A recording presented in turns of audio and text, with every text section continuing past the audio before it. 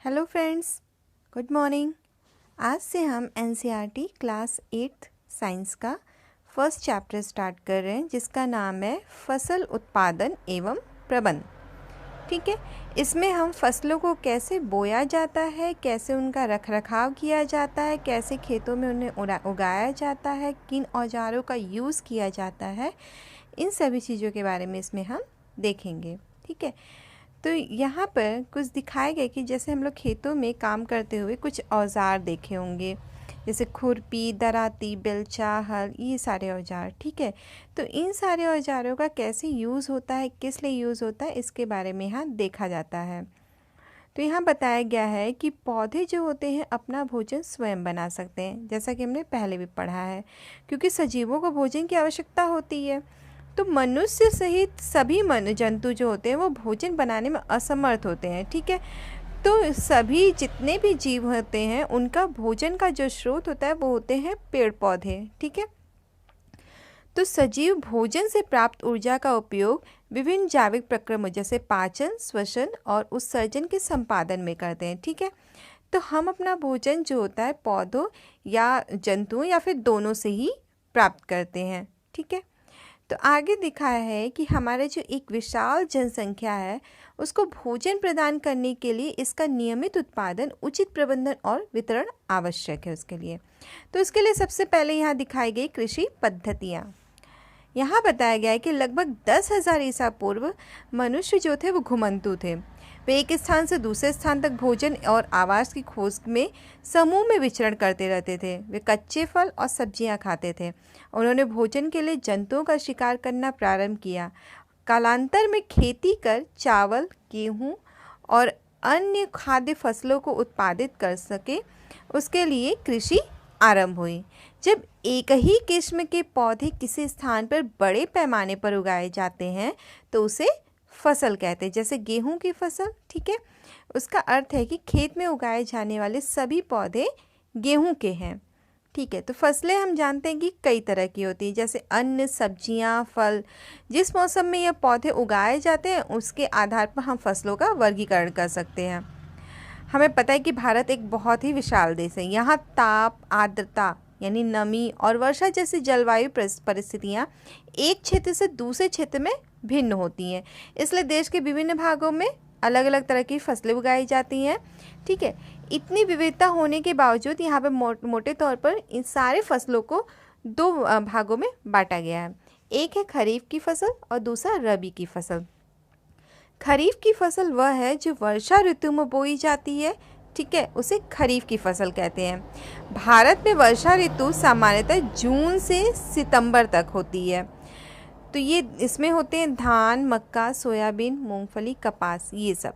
रबी की फसल ये शीत ऋतु में बोई जाती है, यानी अक्टूबर से मार्च, यानी अक्टूबर में बोई जाती है और मार्च तक काट ली जाती है। इसे रबी की फसल कहते हैं, जैसे गेहूं, चना, मटर, सरसों, अलसी, ये रबी की फसल है। इसके अलावा कई स्थानों पर दालें और सब्जियां जो हैं वो गर्मियों में उगाई जाती हैं।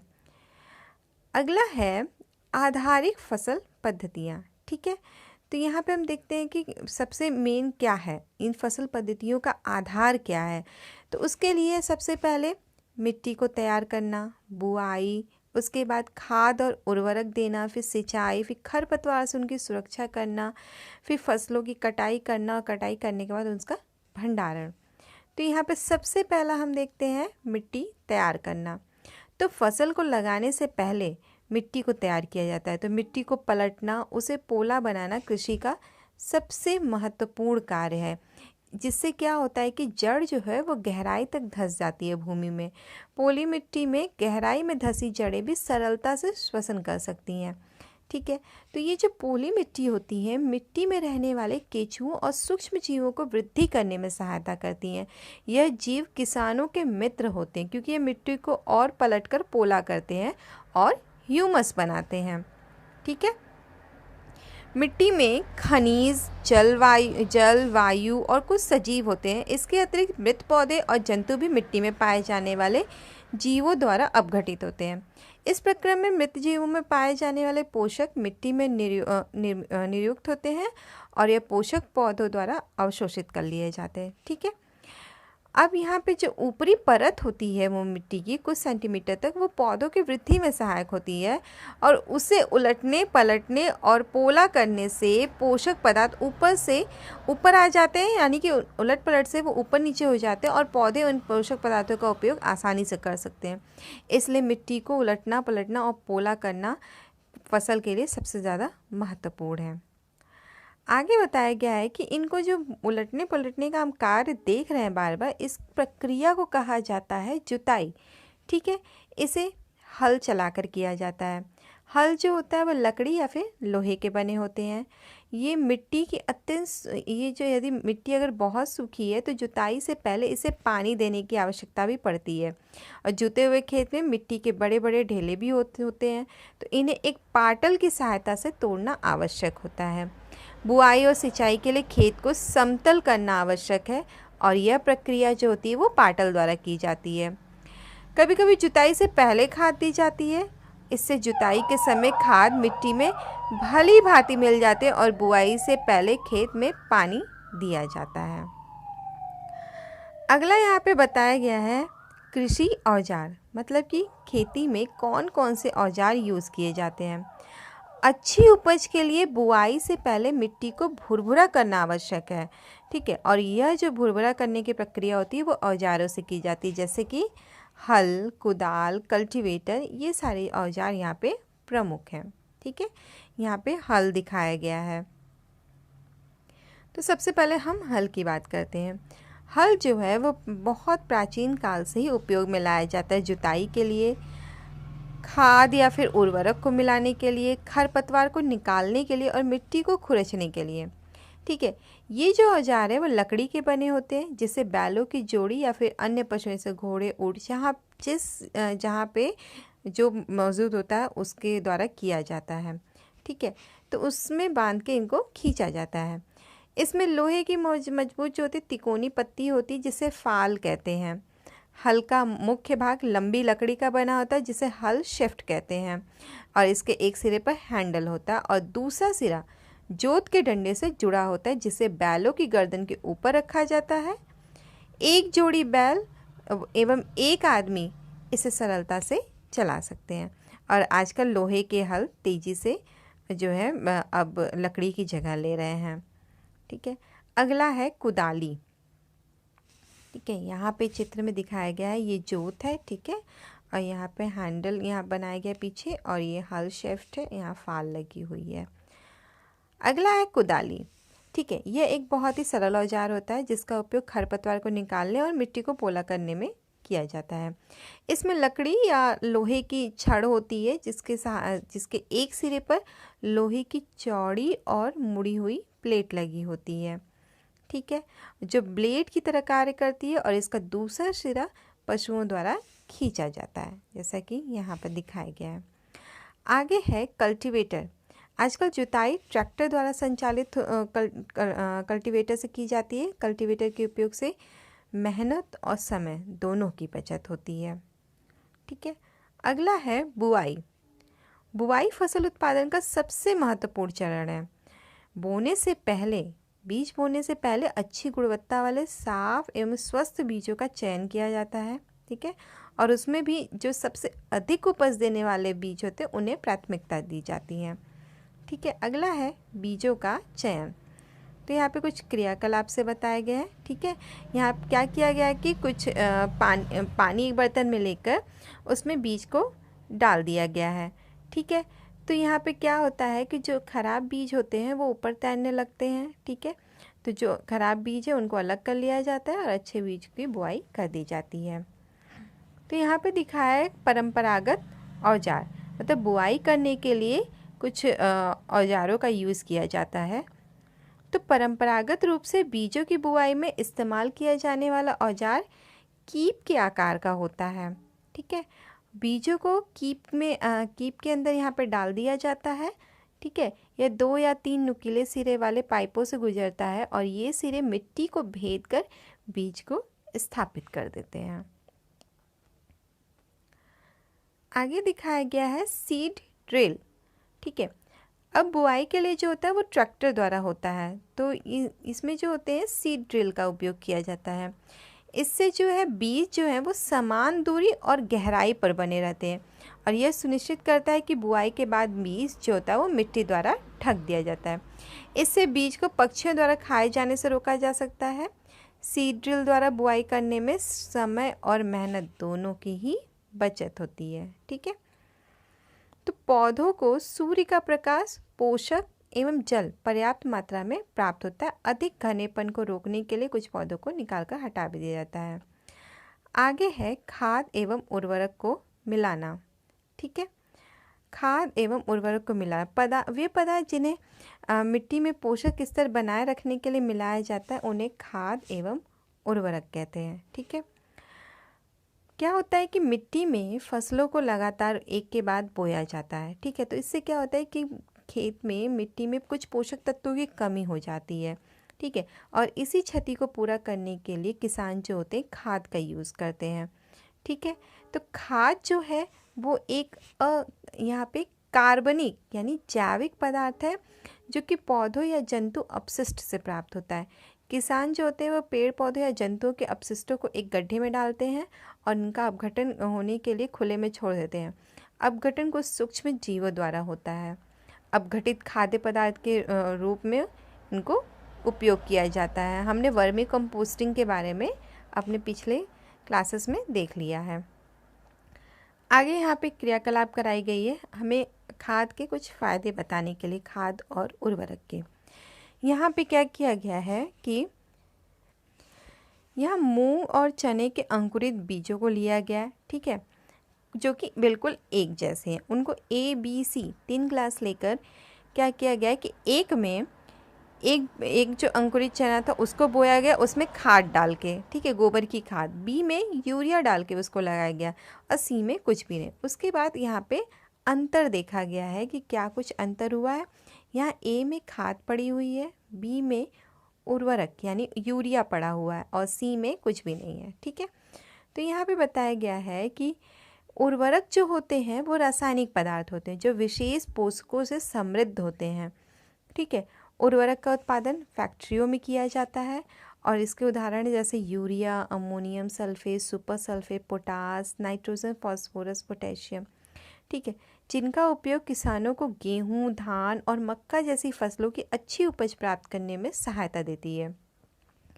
लेकिन उर्वरकों के अत्यधिक उपयोग से मिट्टी की उर्वरता में कमी आ जाती है और ये जल प्रदूषण का भी स्रोत बनते हैं और मृदा प्रदूषण के भी स्रोत बनते हैं। इसलिए मिट्टी की उर्वरता बनाए रखने के लिए हमें उर्वरकों के स्थान पर जैविक खाद का उपयोग करना चाहिए या फिर 2 फसलों के बीच में खेत को कुछ समय के लिए बिना कुछ उगाए छोड़ देना चाहिए।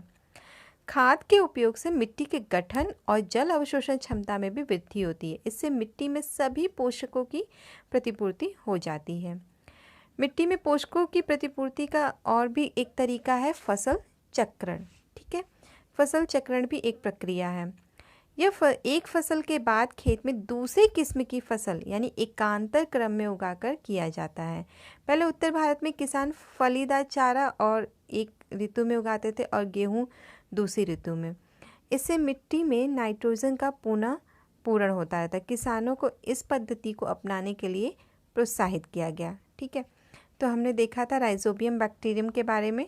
ये जो है लेग्यूमिनस पौधों यानी फलीदार पौधों की जड़ों की ग्रंथिकाओं में पाए जाते हैं और वायुमंडलीय नाइट्रोजन का स्थिरीकरण करते हैं। क्योंकि जो पौधे हैं जो वायुमंडल में नाइट्रोजन है उनको डायरेक्ट यूज़ नहीं कर पाते, इसलिए इन बैक्टीरिया की ज़रूरत होती है उनके स्थिरीकरण के लिए। यहाँ पे अगला बताया गया उर्वरक और खाद में अंतर। उर्वरक जो होते हैं वो एक मानव निर्मित लवण है। ठीक है, खाद जो है वो प्राकृतिक पदार्थ है जो गोबर और पौधों के अवशेष के विघटन से प्राप्त होता है। उर्वरक उत्पादन फैक्ट्रियों में होता है और खाद जो है वो खेतों में बनाई जाती हैं। उर्वरक में मिट्टी को ह्यूमस प्राप्त नहीं होता है और खाद से मिट्टी को ह्यूमस प्रचुर मात्रा में प्राप्त होता है। उर्वरक में पादप पोषक जैसे कि नाइट्रोजन, फास्फोरस और पोटेशियम जो होते हैं बहुत ज़्यादा मात्रा में होते हैं। खाद में पादप पोषक तुलनात्मक रूप से कम होते हैं। ठीक है, आगे है कि हमें खाद से लाभ क्या होते हैं। जैविक खाद उर्वरक की अपेक्षा अधिक अच्छी मानी जाती है। ठीक है। इसका कारण है कि इससे मिट्टी की जल धारण क्षमता में वृद्धि होती है, क्योंकि ये क्या होते हैं, अगर रेतीली मिट्टी होती है तो उनमें पानी रोकने में ये उनको सक्षम बनाते हैं, ह्यूमस, ठीक है, क्योंकि खाद जो होते हैं ह्यूमस बनाते हैं। और अगर बहुत ही ज़्यादा चिकनी मिट्टी भी है, अगर उनमें पानी बहुत ठहरा तो भी अगर खाद मिलाते हैं तो वो पानी की जो लॉगिंग होती है यानी रुकता है उसको वो कम कर देते हैं। तो ये क्या करते हैं कि जो मिट्टी भुरभुरी और सरद हो जाती है और जिसके कारण गैस विनिमय सरलता से होता है। इससे मित्र जीवाणुओं की संख्या में भी वृद्धि होती है और जैविक खाद से मिट्टी का गठन में सुधार होता है। अगली प्रक्रिया यहाँ पे बताई गई है सिंचाई के बारे में, ठीक है। तो हमें पता है कि हर जीव को जीवित रहने के लिए जल की आवश्यकता होती है। पौधों की वृद्धि और परिवर्धन के लिए जल का विशेष महत्व है। पौधे की जड़ों द्वारा जल का अवशोषण होता है, जिसके साथ खनिजों और उर्वरकों का भी अवशोषण होता है। पौधों में लगभग 90% जल होता है। जल आवश्यक है क्योंकि बीजों का अंकुरण शुष्क स्थिति में नहीं हो सकता। जल में घुले हुए पोषक का स्थानांतरण पौधे के प्रत्येक भाग में होता है, ठीक है। यह फसल की जो है पाले यानी बहुत ठंड और गर्म हवा से रक्षा करते हैं। स्वस्थ फसल वृद्धि के लिए मिट्टी की नमी को बनाए रखने के लिए खेत में नियमित रूप से जल देना भी आवश्यक है। निश्चित अंतराल पर खेत में जल देना सिंचाई कहलाता है। सिंचाई का समय एवं बारंबारता फसलों, मिट्टी और ऋतु में अलग अलग होता है, ठीक है। तो अलग अलग सिंचाई के यहाँ पे स्रोत क्या क्या हैं, ठीक है। सबसे पहले कुएं, जलकूप, तालाब, नदियाँ, बांध और नहर, ये सब जो हैं वो जल के स्रोत हैं। तो यहाँ पे बताया गया है सिंचाई के कुछ पारंपरिक तरीके। कुओं, झीलों और नहरों में उपलब्ध जल को निकाल कर खेतों तक पहुँचाने के तरीके जो हैं वो अलग अलग क्षेत्रों में अलग हैं। मवेशी या फिर मजदूर इन विधियों में इस्तेमाल किए जाते हैं, इसलिए सस्ते परंतु ये कम दक्ष हैं, ठीक है। इसमें जो पारंपरिक तरीके हैं, मोट यानी घिरनी जो कि यहाँ पे दिखाया गया है, चेन पंप, ओके, ढेकली, रहट, यहाँ पे कुछ उदाहरण बताए गए, ये है रहट। तो जल को ऊपर खींचने के लिए क्या होता है, सामान्यतः पंप का उपयोग किया जाता है। पंप चलाने के लिए डीजल, बायोगैस, विद्युत और सौर ऊर्जा का उपयोग किया जाता है। आगे है सिंचाई की आधुनिक विधियाँ। सिंचाई की आधुनिक विधियों द्वारा हम जल का उपयोग मितव्ययता से कर सकते हैं, जिसमें सबसे पहले है छिड़काव तंत्र यानी स्प्रिंकलर सिस्टम, ठीक है। इसमें क्या होता है कि असमतल भूमि के लिए यह उपयोग किया जाता है और जहाँ पर जल कम मात्रा में उपलब्ध है, ठीक है, ऊर्ध्व पाइप नलों जो होती हैं, नले के ऊपरी सिरों पर घूमने वाले नोजल लगे होते हैं। यह पाइप निश्चित दूरी पर मुख्य पाइप से जुड़े होते हैं। जब पंप की सहायता से जल मुख्य पाइप में भेजा जाता है तो वो घूमते हुए नोजल से बाहर निकलता है। इसका छिड़काव पौधों पर इस प्रकार होता है जैसे वर्षा हो रही हो। छिड़काव लॉन, कॉफ़ी के खेतों और कई अन्य फसलों के लिए अत्यंत उपयोगी होता है। अगला है ड्रिप तंत्र यानी ड्रिप सिस्टम। इसमें जल बूंद बूंद करके सीधे पौधों की जड़ों में गिरता है, इसलिए इसे ड्रिप तंत्र कहते हैं, ठीक है। फलदार पौधे, बगीचों और वृक्षों को पानी देने का यह सबसे आसान और उत्तम तरीका है। इससे पौधों को बूंद बूंद करके जल प्राप्त होता है। इस विधि में जल बिल्कुल व्यर्थ नहीं होता और यह जल की कमी वाले क्षेत्रों के लिए एक वरदान है। अगला है खरपतवार से सुरक्षा, ठीक है। हम जो पौधे खेत में उगते हैं तो उसमें कुछ खरपतवार यानी घासें भी उगाती हैं। तो खेतों में कई अवांछित पौधे प्राकृतिक रूप से फसल के साथ उग जाते हैं। इन अवांछित पौधों को खरपतवार कहते हैं, ठीक है। तो खरपतवार हटाने को निराई कहते हैं। निराई बहुत ही आवश्यक है क्योंकि खरपतवार जल, पोषक, जगह और प्रकाश की स्पर्धा कर फसल की वृद्धि पर प्रभाव डालते हैं। कुछ खरपतवार कटाई में भी बाधा डालते हैं और मनुष्य एवं पशुओं के लिए विषैले हो सकते हैं। खरपतवार को हटाने और उनकी वृद्धि को नियंत्रित करने के लिए किसान अलग अलग तरीके अपनाते हैं, ठीक है। फसल उगाने से पहले खेत जोतने से खरपतवार उखाड़ने एवं हटाने में सहायता मिलती है, ठीक है। तो यानी खेत को जोतकर भी खरपतवार हटाया जा सकता है। इससे खरपतवार पौधे सूखकर मर जाते हैं और मिट्टी में मिल जाते हैं। खरपतवार हटाने का सबसे सर्वोत्तम समय उनमें पुष्पण एवं बीज बनने से पहले का होता है। ठीक है, यानी पुष्प आने से पहले और बीज आने से पहले।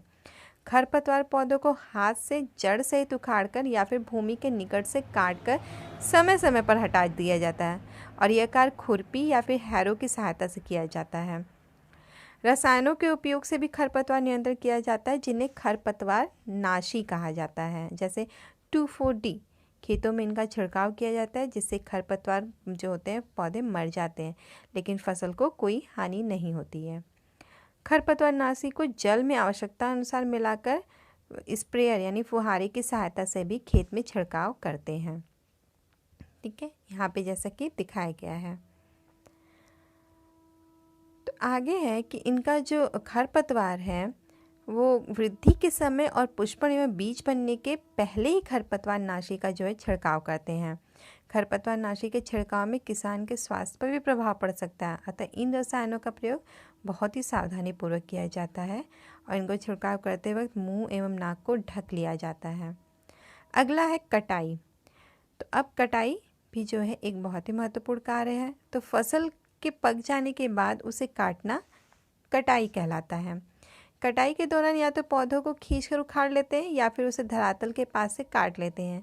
एक अनाज फसल को पकने में लगभग 3 से 4 महीने का समय लगता है। हमारे देश में दराती की सहायता से, ठीक है, ये हाथ द्वारा कटाई की जाती है या फिर मशीन का उपयोग किया जाता है, जिसे हार्वेस्टर कहते हैं। काटी गई फसलों से बीज या धानों को भूसे से अलग करना होता है, इसे थ्रेसिंग कहते हैं। ठीक है, ये कुछ टर्म्स हैं जो बहुत इंपॉर्टेंट हैं, जैसे कटाई, हार्वेस्टर, थ्रेसिंग। यह कार्य जो है कॉम्बाइन मशीन द्वारा किया जाता है, जो वास्तव में हार्वेस्टर और थ्रेशर का संयुक्त रूप है। ठीक है, इसको कॉम्बाइन कहते हैं, जिसमें हार्वेस्टर और थ्रेशर एक साथ काम करते हैं। छोटे खेत वाले किसान अनाज के दानों को फटक कर यानी विनोइंग करके अलग करते हैं। ठीक है, यहाँ पे विनोइंग दिखाया गया है कि ये फटकने वाली मशीन। ठीक है, अब जो कटाई होने के बाद जो हमें थ्रेसिंग करने के बाद जो अब अनाज मिल गया है, ठीक है, उसका भंडारण। तो उत्पाद का भंडारण एक महत्वपूर्ण कार्य है। यदि फसल के दानों को अधिक समय तक रखना हो तो उन्हें नमी, कीट, चूहों और सूक्ष्म जीवों से सुरक्षित रखना होता है। ताज़ा जो फसल होता है उसमें नमी की मात्रा बहुत अधिक होती है। यदि फसल के दानों को सुखाए बिना भंडारित किया गया तो उनके खराब होने और जीवों द्वारा आक्रमण से वे जो होते हैं अंकुरण के लिए अनुपयोगी हो जाते हैं। इसलिए भंडारण से पहले दानों को धूप में सुखाना आवश्यक होता है, जिससे उनकी नमी खत्म हो जाए। इससे उनके जो कीट पीड़कों, जीवाणु और कवक से सुरक्षा भी हो जाती है। किसान अपनी फसल उत्पाद का भंडारण जूट के बोरों, धातु के बड़े पात्र में करते हैं, परंतु बीजों का बड़े पैमाने पर भंडारण साइलो और भंडारण गृह में किया जाता है। ठीक है, जिससे उनको जो होते हैं पीड़कों जैसे कि चूहे एवं कीटों से सुरक्षित रखा जा सकता है। ठीक है, यहाँ भंडारण गृह में कुछ अनाज दिखाए गए हैं। नीम की सूखी पत्तियाँ घरों में अनाज के भंडारण में उपयोगी मानी जाती हैं और उपयोग होती भी हैं। बड़े भंडारण गृहों में अनाज को पीड़कों एवं सूक्ष्म जीवों से सुरक्षित रखने के लिए रासायनिक उपचार भी किए जाते हैं। ये जो अनाज के भंडारण के लिए यहाँ पे साइलो बताया गया है। अगला है जंतुओं से भोजन। ठीक है, तो हमें जंतुओं से कौन कौन से भोजन प्राप्त होते हैं, जैसा कि यहाँ पे एक बताया गया दूध। ठीक है, तो ये हमारे लिए खाद्य पदार्थ है और इसके स्रोत कई है। ठीक है, गाय, भैंस, बकरी, ऊँटनी। ठीक है, तो यहाँ पे कई तरह के खाद्य पदार्थ होते हैं हमारे लिए और उसके स्रोत कई होते हैं। ठीक, जैसे समुद्र के तटीय क्षेत्रों में रहने वाले लोग मछली का मुख्य आहार के रूप में उपयोग करते हैं। ठीक है, और जो हमने देखा था कि पौधों से प्राप्त होने वाले खाद्य पदार्थों के बारे में भी हमने अलग अलग देखा था। तो यहाँ में हमने देखा कि फसल के उत्पादन में कई चरण थे। सबसे पहले बीजों का चयन, बुआई, कटाई, फिर उसका भंडारण, ये सारी चीज़ें। तो इस प्रकार घरों में या फिर फार्म पर जो पालने वाले पालतू पशुओं को उचित भोजन, आवास एवं देखभाल की आवश्यकता होती है। जब यह बड़े पैमाने पर किया जाता है तो इसे पशुपालन कहते हैं। ठीक है, यहाँ पे एक बहुत ही इम्पॉर्टेंट चीज़ बताएगी कि मछली जो होती है वो स्वास्थ्य के लिए सबसे अच्छा आहार है। हमें मछली से कॉड लीवर ऑयल मिलता है जिसमें विटामिन डी की मात्रा सबसे अधिक होती है। ठीक है, तो हमने आज के चैप्टर में जो मेन पॉइंट्स देखे उसके बारे में देखते हैं।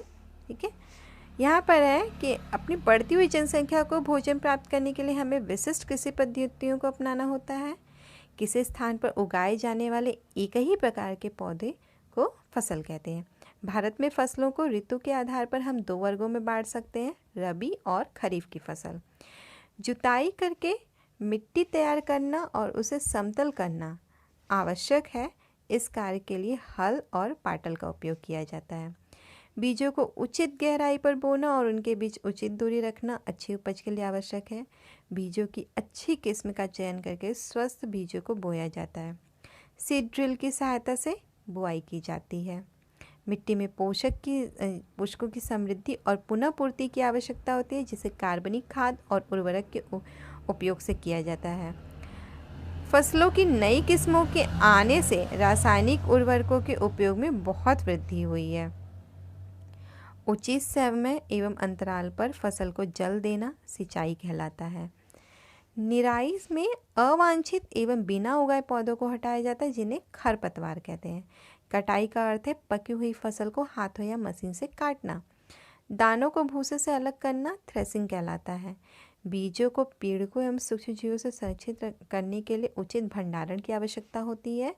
पशुओं को पालकर भी खाद्य पदार्थ प्राप्त किया जाता है, इसे पशुपालन कहते हैं। ठीक है, तो ये रहा हमारा आज का चैप्टर। हमारा वीडियो कैसा लगा हमें ज़रूर बताइएगा, और इससे रिलेटेड कोई भी क्वेरी होगी तो हमारे कमेंट बॉक्स में ज़रूर लिखिएगा, और इसे लाइक, शेयर और सब्सक्राइब भी ज़रूर करिएगा। Thank you, have a good day.